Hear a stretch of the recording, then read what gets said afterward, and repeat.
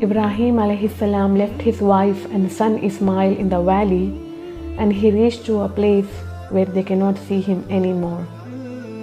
Ibrahim alayhi salam turned around and faced Al-Kaaba and made dua to Allah.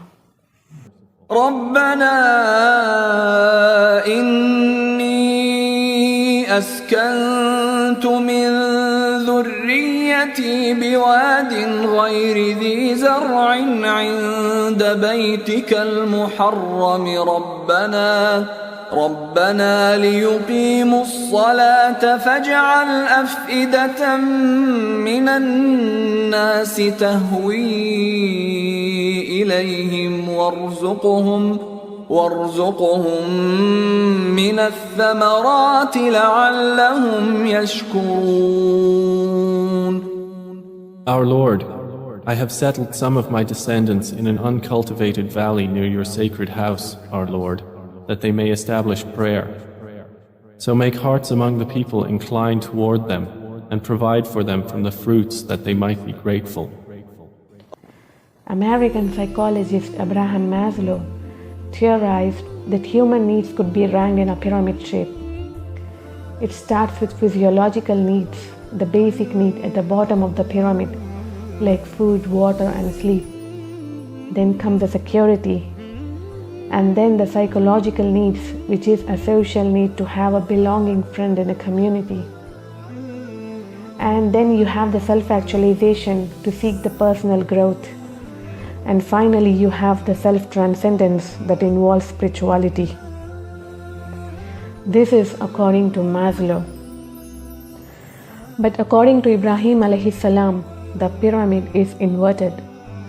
The first thing he asked for is not food and water, although we might assume that since he left his family in a barren land, he would ask Allah to provide them with food. But he started his dua by saying that they may establish prayer, a spiritual need. Isolation in the desert will force Hajar to ask the most basic questions and convince her on the invisible realities. The belief that the invisible realities are more real than the visible one is a self-actualization in Islam. Having understood that there is an invisible self in you, now we need to know the means and way to connect to Allah. That is why Ibrahim alayhi salam prayed to Allah to guide them to Salah. Next, he asked Allah to make people love them. He is asking for the social need. Regarding the security, he took the risk of leaving his family in the middle of the desert because he had left them under the protection of Allah. And finally, he said, provide them with fruits. But even when asking Allah to provide them with food and love belonging, he connected it to ibadah and said, so that they may be grateful.